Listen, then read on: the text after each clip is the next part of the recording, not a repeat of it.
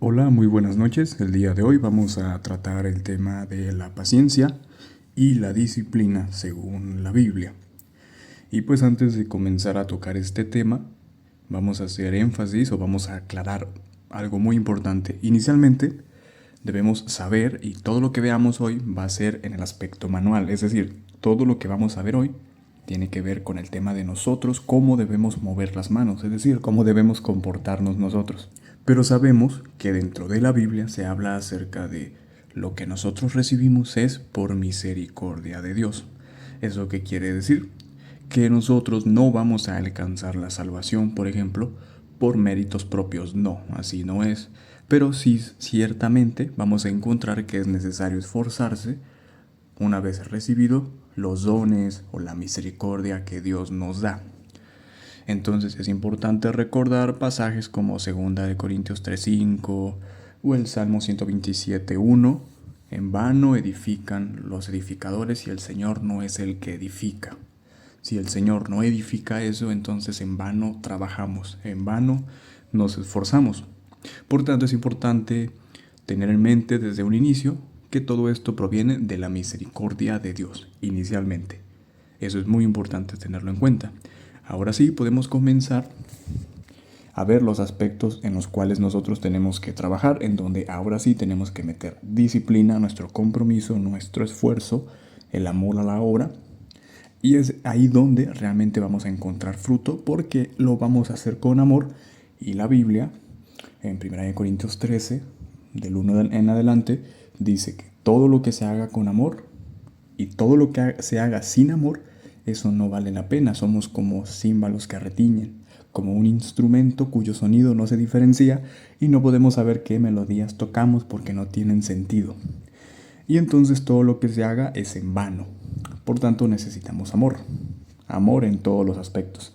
Sabemos que la definición del amor también viene en la carta a los Corintios, en donde se nos dice que el amor todo lo soporta, todo lo cree, etcétera, ¿no? Vemos las características del amor, una descripción perfecta de lo que fue Jesucristo.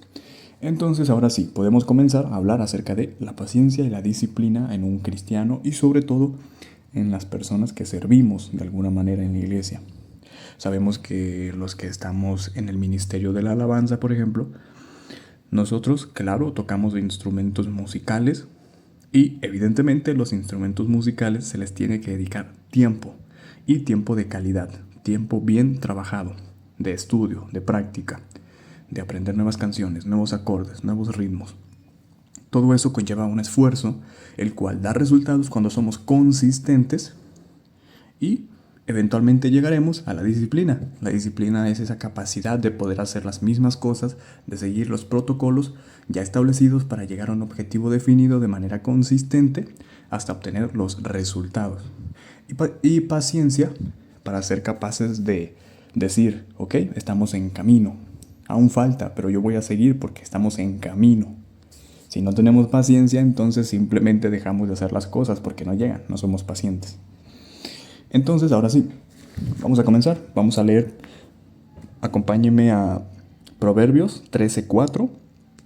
A mí me encanta el libro de Proverbios porque pues lo escribió el rey Salomón, un rey sabio en gran manera, y él viene a contarnos un poquito acerca de la pereza, que de alguna forma es un antónimo de lo que nosotros pretendemos desarrollar, que es la paciencia y la disciplina.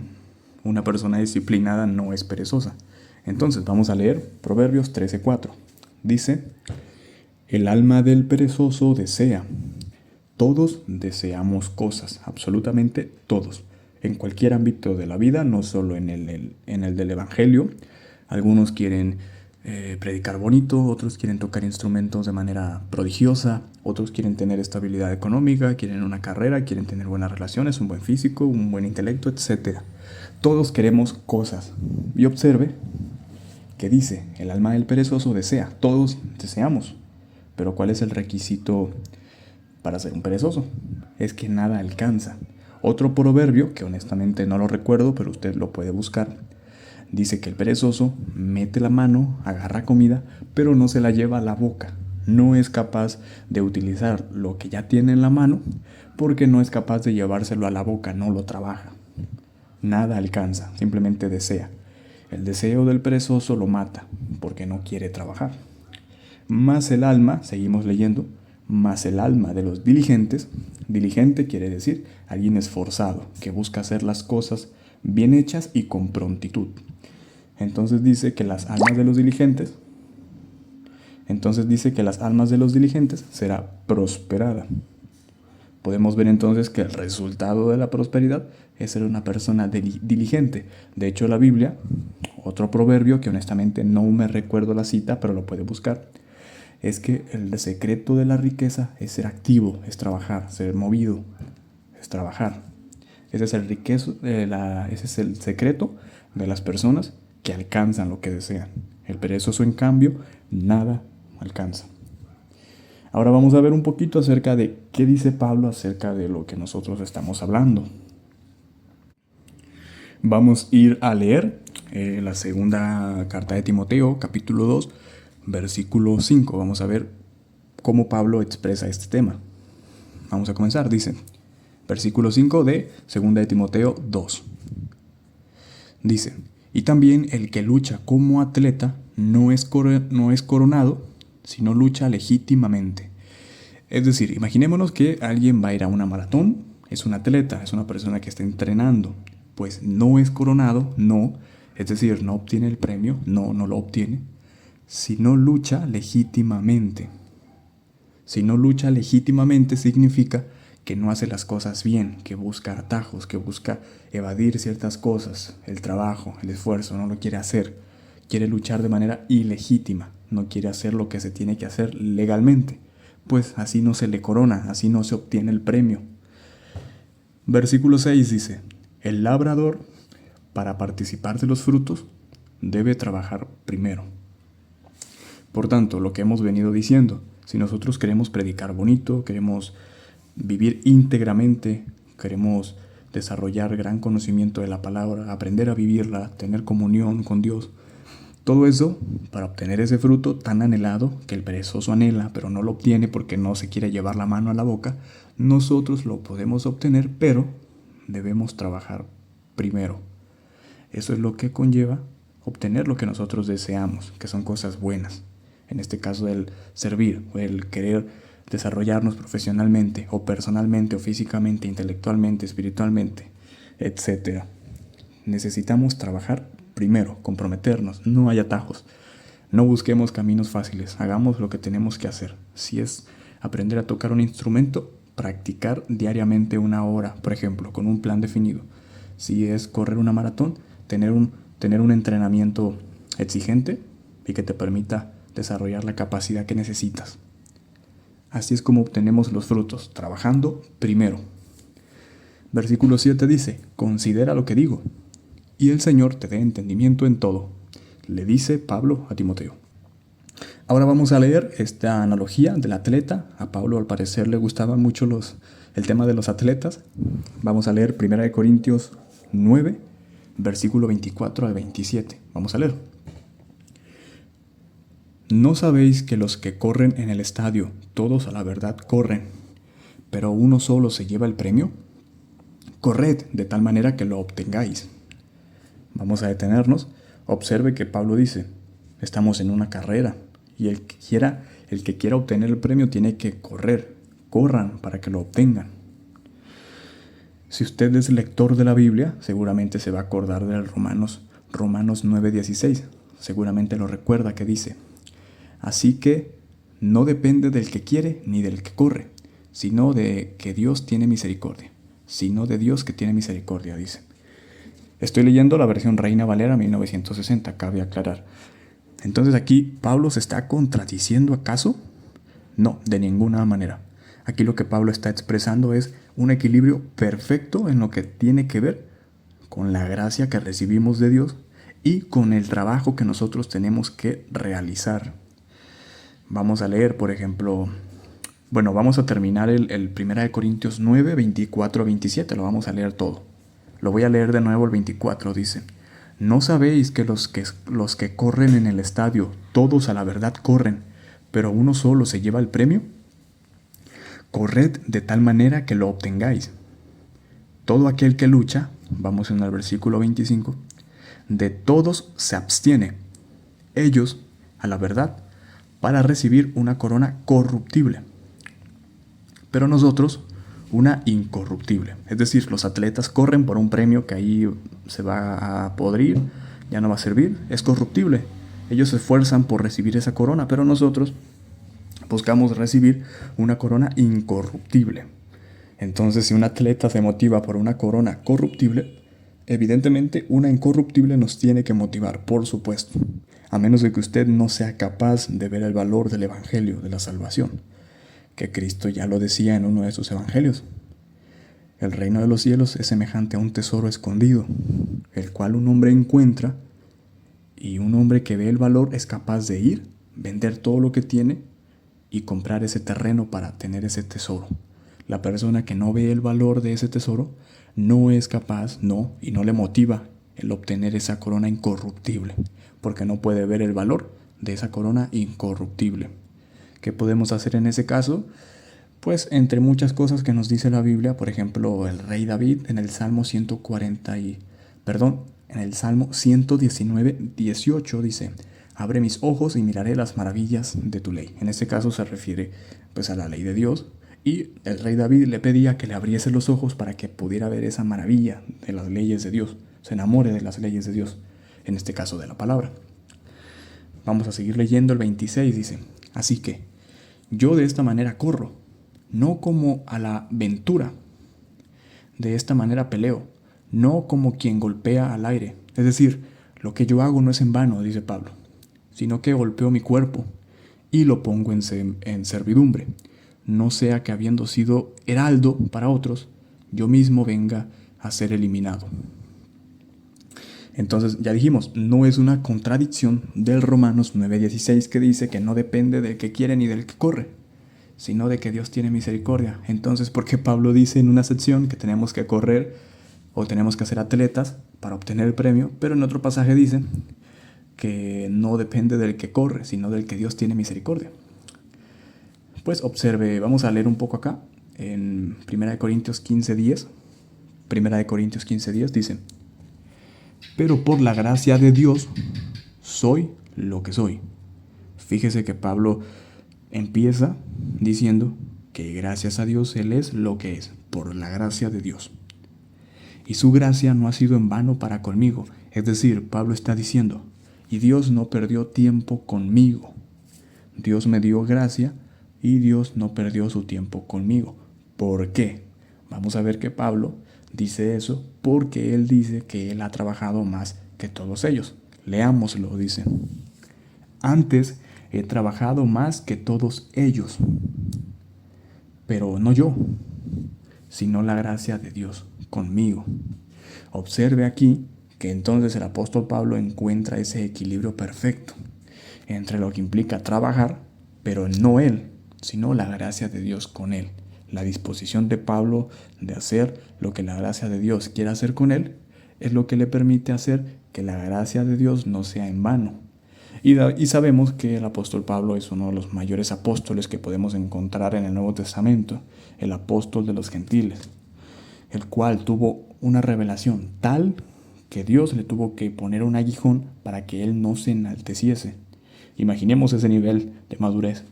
Es admirable. Y aquí Pablo nos dice esta pequeña enseñanza. Vayamos ahora a Filipenses 2, 12 al 13. Dice: por tanto, amados míos, como siempre habéis obedecido, no como en mi presencia solamente, sino mucho más ahora en mi ausencia, ocupaos en vuestra salvación con temor y temblor, porque Dios es el que en vosotros produce así el querer como el hacer por su buena voluntad. Aquí podemos ver cómo Pablo le dice a la gente de Filipo acerca de cómo la gente se comporta aún en su ausencia, ocupándose en su salvación con temor y temblor, diligentemente, con ese amor, reconociendo que fuera de Jesús, según Juan 15:5, no podemos hacer nada. Luego dice: porque Dios es el que en vosotros produce así el querer como el hacer. Es decir, Dios es el que implanta en nosotros el querer hacer las cosas bien para Dios. Así que ni siquiera eso proviene de nosotros, sino es Dios el que pone el querer como el hacer. por su buena voluntad.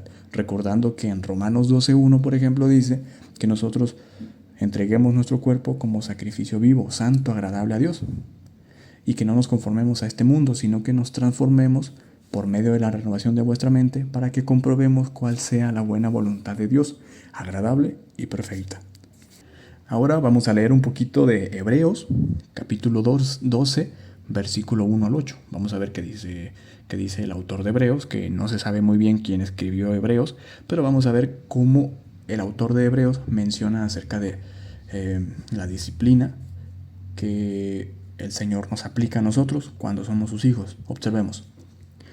Por tanto, nosotros también, teniendo alrededor nuestro tan grande nube de testigos, despojémonos de todo peso y del pecado que nos asedia, es decir, que nos acecha, que nos molesta, y corramos con paciencia la carrera que tenemos por delante. Tenemos una carrera y hay que correrla con paciencia, puesto los ojos en Jesús.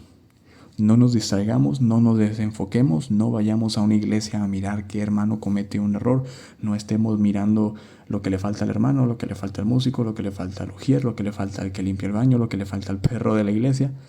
Enfoquemos los ojos en Jesús, el autor y consumador de la fe, el cual por el gozo puesto delante de él sufrió la cruz, menospreciando el oprobio, y se sentó a la diestra del trono de Dios. Considerad a aquel que sufrió tal contradicción de pecadores contra sí mismo, para que vuestro ánimo no se canse hasta desmayar. Básicamente Pablo nos está diciendo cómo Cristo sufrió, y dice: porque aún no habéis resistido hasta la sangre, combatiendo contra el pecado, y habéis ya olvidado la exhortación que como a hijos se os dirige diciendo: Hijo mío, no menosprecies la disciplina del Señor, ni desmayes cuando eres reprendido por Él, porque el Señor al que ama disciplina, y azota a todo el que recibe por hijo. Aquí nos dice: ustedes no han resistido hasta la muerte, combatiendo contra el pecado. Jesús sí lo hizo, Él llevó el oprobio por ustedes. Entonces no rechacen la disciplina del Señor y no desmayes cuando eres reprendido por Él. Porque fíjese que el Señor ama al que disciplina. Si a usted Dios lo disciplina es porque a usted Dios lo ama. Acuérdese que Dios es amor, según 1 Juan 4:8, Juan 3:16 nos dice que nos amó de tal manera que dio a su Hijo único. Imagínese qué persona está dispuesta a dar a su único Hijo por usted. Solamente Dios. Luego dice: si soportáis la disciplina, Dios os trata como a hijos. Porque ¿qué hijo es aquel a quien el Padre no disciplina? Pero si se os deja sin disciplina, de la cual todos han sido participantes, entonces sois bastardos y no hijos. Si no queremos recibir la disciplina de Dios que Dios le ha aplicado a sus otros hijos, entonces ¿cómo queremos ser hijos? Vamos a ser bastardos, no tenemos padre, no vamos a ser hijos, vamos a ser bastardos. Tenemos que recibir la disciplina del Señor por igual todos.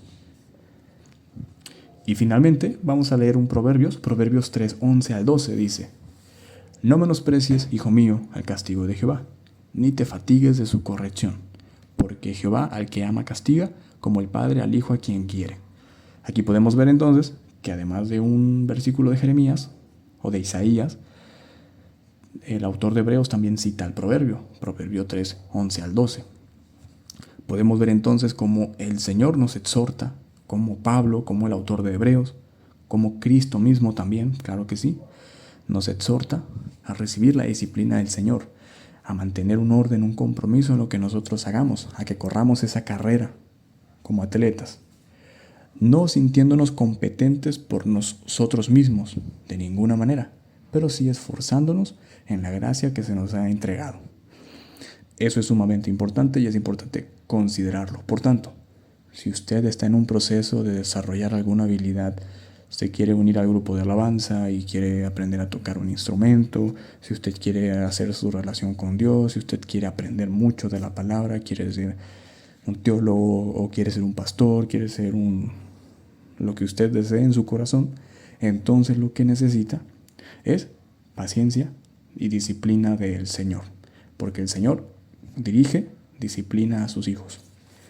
Es un tema sumamente importante y Ojalá que les sea de bendición y que haya caído en buena tierra para que puedan llevar frutos y seguir cumpliendo nuestro trabajo. Como decimos en México, nuestra chamba, lo que tenemos que hacer, que es, según Marcos 16:15, ir y predicar el evangelio a toda criatura. Esa es la intención final. Muchas gracias por escuchar. Que Dios les bendiga y nos vemos y nos veremos después.